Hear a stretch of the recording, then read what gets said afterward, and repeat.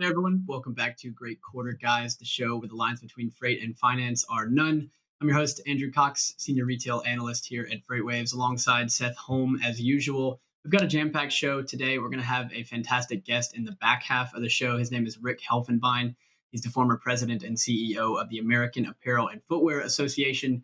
But he also spent a few years running major retailers in the U.S., also spent 3 years running a trucking company on the West Coast. So he has a very well-rounded knowledge of domestic trade as well as global trade. So he's going to talk to us about the port congestion, what retailers are doing to avoid the port congestion, if they can do that at all.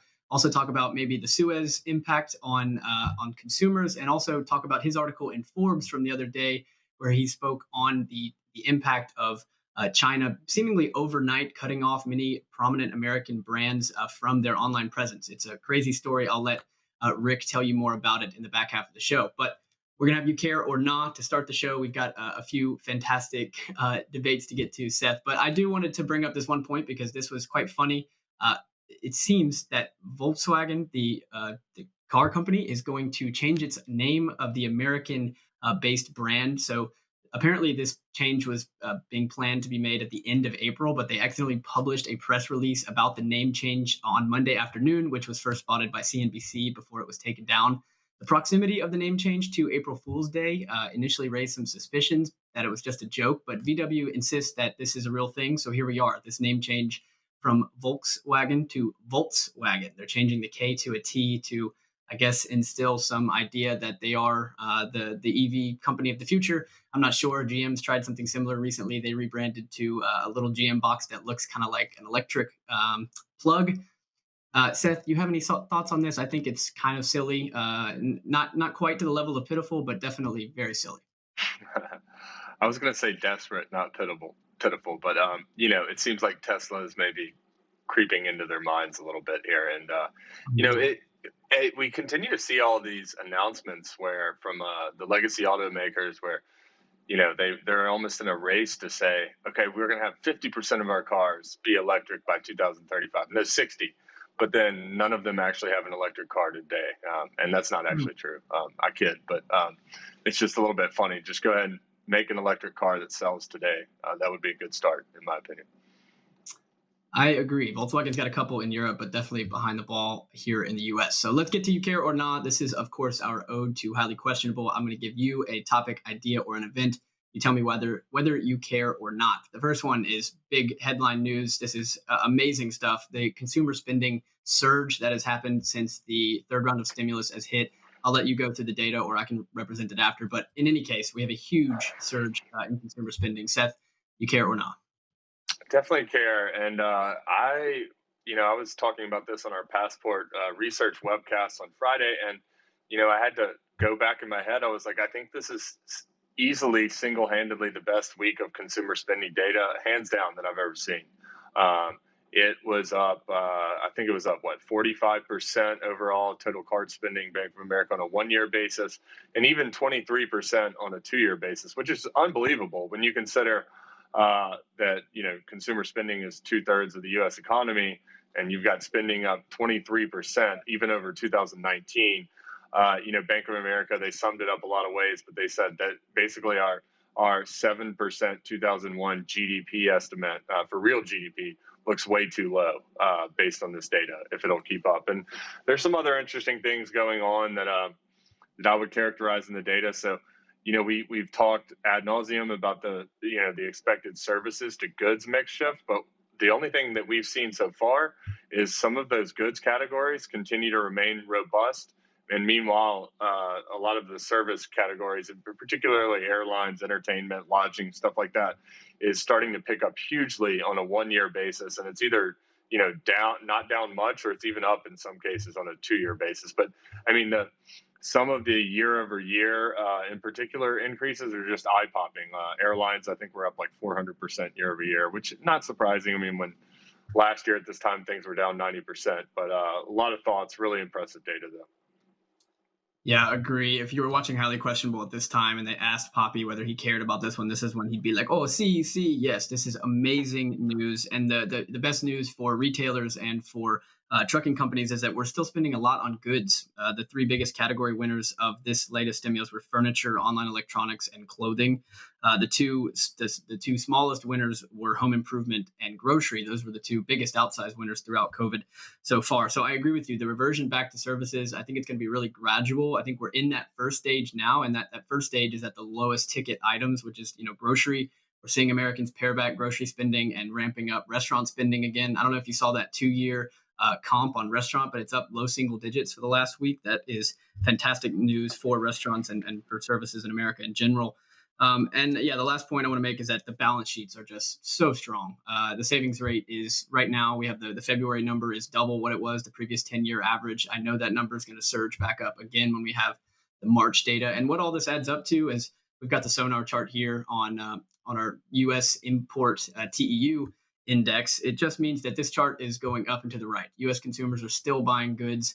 The work from home aspect of this, I think, shouldn't be overlooked. We're still buying furniture and home electronics to beef up our work from home stay, because I think working from home has been a big success for a lot of people, and they'll probably have some sort of hybrid environment for a long time. So they're really solidifying those work from home spaces. So the NRF, National Retail Federation, in their global port tracker in February, the monthly report, they said that they expect imports to set new monthly records from now into the summer. So great news great news for the carriers and for shipping companies. Not the best news for retailers who are fighting for capacity right now, but I'm sure Rick will have some to say on that. All right, Seth, let's get on to number 2. This was the most surprising of our UK ordinals today, and this is American Airlines. This came out on people.com, but American Airlines says that travel bookings have recovered to 90% of their pre-pandemic levels. You care or not? I care. By the way, I find it interesting that people.com broke this news on the airline travel, or else maybe you just happen to find it on there. Yeah, I gotta credit John Kingston. He put this in the general Slack, so that's okay. But I would have expected, Bloomberg or Wall Street Journal or something like that, but not people.com. No, that's great news. My first instinct, if you're back to 90% of pre-pandemic air traffic levels, and we've seen the TSA passenger data sort of confirming this and picking back up, that I would think in my head, and we talked about this offline, that given it almost seems like there's no way that business travel is back up to 90% of pre-pandemic levels. So that must mean that leisure travel is above 100% of of where it was. Pre-pandemic. So I guess that's good news. I got my first vaccine on Saturday. Got another couple of weeks to go. Got the Pfizer vaccine. So I'd like to go somewhere too.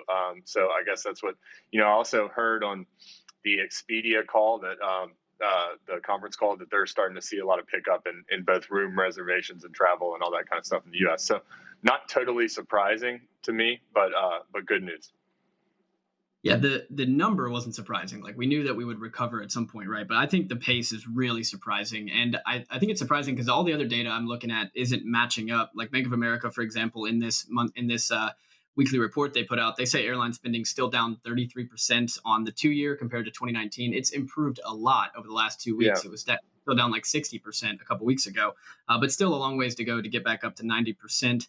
And yeah, you're right. We are seeing airlines pick up, especially among the older generations. I think we showed that chart a few weeks ago of the traditionalists, the people 65 plus. I mean, they're spending 6-7 times what they were in the middle of last year. So that's great news. And yeah, I'd agree with the same thing on business travel. There's no way it's back. So this means that leisure is coming and making up for more than the difference. And I just, that's really hard for me to believe. The Bank of America puts out the what do they call it? The Sky Tracker, which is their airlines coverage every week. And although the U.S. is much further along than Europe when it comes to recovering on the airlines, airline spending in intra-Europe is still down 85% year over year, or over the 2-year rather, in the latest week of data. So I think it's just really hard for me to believe this data. Well, I mean, my first instinct, I think you hit on a good point there, that the revenue is down way more than the passenger traffic, which just means that average ticket prices are probably not close to back to where they were. So they haven't regained that pricing power. They're having to discount to get people to do it. But that's what you would expect to see early in the recovery cycle, right? Which is, traffic to return before pricing power, I would think. Yeah, I guess But it that might be the way that they're. I'm sorry for interrupting you, but that might be the way.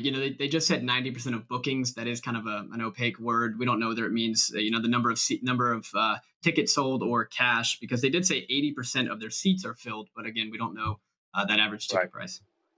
Yep. But Yeah. you've All heard right. it here. I mean, we've talked about it. Only my personal viewpoint, but I think we're going to see the biggest leisure travel boom that we've ever seen, quite honestly, in recorded U.S. history, at least for it's going to last 2 years. That's just what I think. We'll see. We'll see if I'm right. Oh, I mean, I hope you're right. It'll be good for the country. Let's get on. We've got two more before we get to Rick, so let's try to move through this one. So this is Bed Bath and Beyond. They launched their first of 8 planned private label brands that they will launch sequentially throughout the year. This one is called Nestwell. It is a bedding brand. Seth, you care or not? I care, and I like a lot of the moves that Mark Triton is making. This raises the question. Warren Buffett famously said, what matters more, the horse or the jockey?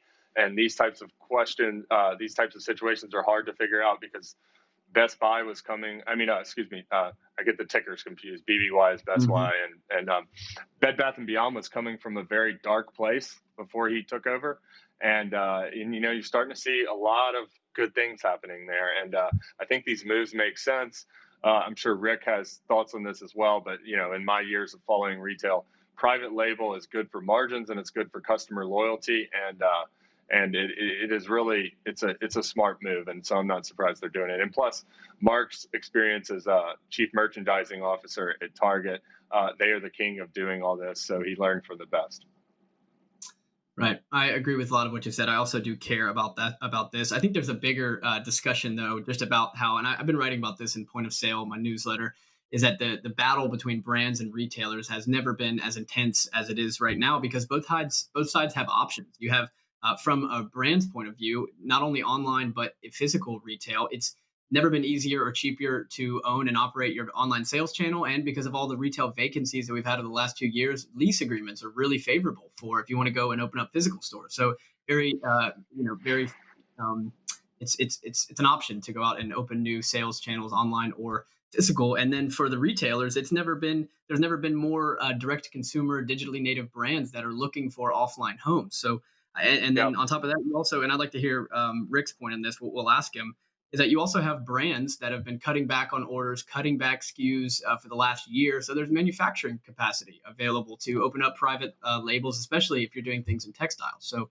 I think it makes a lot of sense. And we'll definitely get Rick's opinion on that. But I do want to get to this fourth one before we bring him on. So this is in the same line, just on the other side. This is a brand moving towards more direct to consumer. So Nike, one of the most preeminent brands in the country. This is not a new move, but this is a big one. So they've dropped a list of new retailers, including DSW, Urban Outfitters, Shoe Show, Dunham Sports, Big Five Sporting Goods, and Macy's. Seth, you care or not? I care, and I mean, I think this is a continuation of what they've been doing for many years, and they've realized a lot of success over the pandemic in terms of selling things direct to consumer, which obviously has a lot better margins. But not only that, but you have a lot better visibility and control over the supply chain, as well as the customer data and the interaction with them and the relationship with the customer. So like I said, the old ways of doing things have been either pulled forward, particularly in the case of e-commerce. This is the same example of that happening. For some of these retailers, some of these are pretty big names, particularly when I look at Urban Outfitters, and Big Five Sporting Goods, and Macy's. Those are some pretty big names, and I just wonder, if you're those retailers, what do you actually like? For example, at a Big Five Sporting Goods, do you continue to have a shoe section? Because if you have a shoe section without Nike, that seems like it would have the potential to either anger or alienate potential customers when they come in the store. So, but it's Nike flexing their muscle, and I think it'll pay off for them. But it could be bumpy in the near term. Yeah, that's a good point. We'll ask Rick that question, whether he thinks they should have shoe sections. Yeah, I thought that this one was a much bigger announcement than the last one that they made. I think towards the end of last year, there was a list of 7 or 8 retailers that were dropped there, but they were mostly, we had Dillard's and Belk were kind of the only prominent names. This one is not insignificant. I think Urban Outfitters is extremely surprising to me because the rest of the names on the list, they are sporting goods stores or they are department stores. And there's a quote here that I do want to read. The writer of an article on Forbes, his name's Sanford Stein. He said the department stores and specialties that had long been the haven for these manufacturers have slowly moved from custodian caretakers of their sacred national brands to purveyors and peddlers. And I would agree with that in many of the instances of these companies that they've cut off. But Urban Outfitters, I would actually argue, is not one of those. I think it's a very well curated, both online and in person, streetwear store and that's a place where Nike has pointed to as a place of growth. So that one is a bit surprising to me, but the rest of them not so surprising. Me as well, because I've been in Urban Outfitters. I'm not a regular customer, but I've certainly been in the stores, and there's only like maybe five SKUs in men and women's, and they're all sort of, and the inventory is very well controlled, and they're not fire selling it or anything. So I'm a little bit surprised that was a list of a target for taking inventory away. Yeah, Urban Outfitters earns really good margins on their clothes. I've shopped there a few times. It's not cheap. So yeah, let's bring in Rick here because I think that is a good end to the Nike discussion. But Rick, thank you so much for joining us. How are you? I'm good. I'm glad to be here. And I love that Seth said everybody's going to travel because his little Barney once said, you're all going to need clothes. So that makes us all feel a little bit better.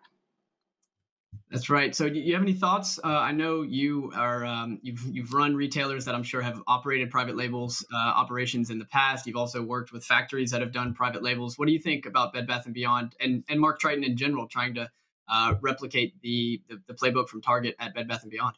Yeah, the magic formula with a private label has always been pretty much the same. A store would start out with brands, and then they'd realize they could make more margin with private labels, so they'd switch. Then they'd talk about, well, keep the brands in line. We'll only do 15%, then 18%, then 20%. Then they go up to 27%. But the magic number has always been about 20% of the assortment being private label. That is a win-win effect for margin, for assortment, because you got to remember one thing. When you're doing a private label business, you own the goods. When you're doing a branded business, you're late, I can cancel, I can send it back. But when you own it, and it better sell because the markdowns, if you don't do it right, it can be huge. So, it can be a win-win and it can be a lose-lose. It's going to take time to find out if their customers will buy into that. Yeah, if we're going by that golden rule, Bed Bath & Beyond definitely has some room to run. I think they're about at 10% right now, private label operations, which of course investors have harped on to bump that number up, probably closer to your golden, your nice squish place at 20%. I also wanted to ask if you had any thoughts on that question that Seth posed. If you're a Big Five sporting goods and do you not have a shoe section anymore now that you don't have Nike? Would that upset customers, or do you try to make do with what you got?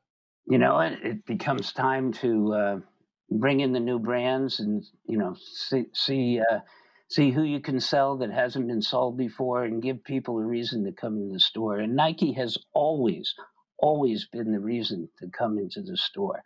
But a lot of these stores, like you said with Urban Outfitters, they don't have a big assortment. They only carry a few SKUs. And Nike basically wants to control the environment. They can do that in their own stores. They can do that online. They can't do it as well when they're selling to small retail. And the other thing that nobody really thinks about is it costs just as much to sell a small retailer as it does to sell a big one. And it costs nothing at all to sell yourself. So, they're looking at margin, and they're looking at control, and they're looking at presentation of their product. So Nike has to do what's right for Nike. But I will tell you, there are a lot of small retailers around who will tell you out loud and very vocally how upset they are because they feel that Nike built their business on them and they're being abandoned. And, you could say that's life, but the world is built on the back of small retailers, and small retailers have rights too. I got a follow up for you there, Rick. So Nike is abandoning some of their, their longstanding accounts here intentionally. Does that leave a market share up for grabs for whether it's Adidas or Under Armour or anyone else to come in and to fill that void and attempt to grow their market share? Or does just the overall physical retail shoe section just kind of shrink over time, slowly but surely? It'll probably shrink because I think there's some degree of Under Armour doing the same thing. I'm not quite as sure about Adidas, but overall, they're going to do what they're going to do, and it's time for the new guy on the block to come in and fill the space, or shrink the department. But shoes can be good, and shoes can be margins. Shoes also take up a lot of space in the store. You have multiple sizes, multiple styles, multiple colors, and it's hard to stack because they're in boxes. It's not like T-shirts where you can just pile them up. So different world. All right, Rick, let's talk about port congestion for a moment. This has been probably the most used word. I've been trying to make one of those trackings of how many retailers have used the word port congestion in their earnings calls over the past couple of years, just to see it explode over the last few months. But let's talk about it. What should retailers be doing? Is the port congestion on the West Coast avoidable? Look, port congestion is not something that retailers aren't very well familiar with. However, it's a little worse now than it's been before. And you could say it's COVID related or container shortage related. The retailer, we're used to getting banged in the head. And it's a double whammy here, because not only the port's congested, but the cost of freight has gone up, 3 times, 4 times, 5 times, whatever it is. So people are looking at, do I ship by sea or do I ship by air? And quite frankly, everybody would prefer to ship by sea. But then again, and Andrew, you and I have talked about this, deliveries in retail are really important. Nobody likes the ugly Christmas sweater the day after Christmas, and nobody likes the former Easter bonnet the day after Easter. So you got to deliver goods on time. You got to be a retailer who can plan. Bigger retailers certainly have groups of people that look at tracking all the time, and they will reroute. But the one thing that the shippers really have to think about is that, if this continues to get worse, and people are moving into e-commerce, there's a little glitch in the U.S. law that people are taking advantage of. An individual can import, under the de minimis rules, up to $800 a day, duty-free, and actually tariff-free equally as well. So they set up warehouses, let's say in Mexico or in Canada, and then they ship in direct to the consumer. Unfortunately, if you're in the USA and you have a warehouse in a duty-free zone, you can't do that. But if you're outside the country, you can do that. So, advice to shippers, as soon as you can, clear up the ports, get the rates down, because we're sitting here, we're scratching our head, particularly last week with Ever Given. We're thinking we got Ever Given on one side and Ever Taken on the other. There's no good win for people who are trying to ship right now. And I think the shippers understand this, but every day is a new crisis. No rail cars, not enough containers, prices going up. We got to bring this under control, and it benefits everybody when it's under control. So how do you handle that, by the way, Rick? If you're left with a hard choice in some of these situations, it's either completely miss out on the sales and potentially alienate a customer, or you pay 500% year over year to transport the goods, and maybe then it's even still too late. So I guess my question is, if you were running one of the retailers, would you just choose to take the hit in the margins from the transporting and just pay out the nose for transportation, or is there a better way to do it, whether through bringing stuff in through alternate ports and just maximizing the efficiency of your supply chain? Well, when you're in the middle of a crisis, you have to make decisions that fit directly into the crisis. When you can do some advanced planning, you do alternate routing. I'll bring a third of the goods in up north. I'll bring a third of the goods in by air. I'll bring a third of the goods in by sea. you have time to make plans. Right now, we have no time. We're in a crisis. We finally got the American Rescue Plan going, so people have some money in their pockets. A lot of the retailers right now, the stores are filled with goods from last year when we were closed, and they're looking to get everything up and running by third and fourth quarter, where they honestly think people will start spending again. Earlier, you guys were talking about the data. And one thing about the data that I find incredibly interesting is, they're talking now that retail this calendar year will be up 6.5 to 8.2%. But that's all retail. And then, when you look a little more fine-tuned at retail like our retail, brick and mortar, clothing and accessory stores, you hear on, the media that sales in February up 8%. Everybody's going, that's great. Except nobody digs down into the data, and clothing and accessories were down 15% year over year in the month of February. Non-store retailing, or some of that is actually e-commerce, was up 23% in February. So you've got numbers going up, numbers going down, but logical people will tell you we can probably get through the spring season. We may have some hits, we may have some misses. We certainly have inventory from prior seasons. But we're going into third quarter, and that's where we make the money, and we better get everything resolved by then, because I can guarantee you people are purchasing now for fall and holiday and back to school, and they're planning their strategy because they cannot get caught. They miss this season, we'll go back in the tank. Rick, I want to talk about some of those inventory planning because, as we've talked about offline, and as I've spoken about in my newsletter, the prudence that retailers showed in the back half of the year really saved a lot of their years. Honestly, investors were looking at these companies wondering where the profits have been for many years, because profits were heavy on light revenues. So I want to ask you, how would you balance, if you were running a retailer, how would you balance the prudence that saved your year in the last year, and kind of just the idea that you may have been able to reset and earn more if you don't make as much, and you charge a little bit more on your stuff? How do you balance that with the desire to grow and gain market share? We've had a lot of retail vacancies and bankruptcies over the last couple of years. There's definitely market share for the taking. How do you balance that?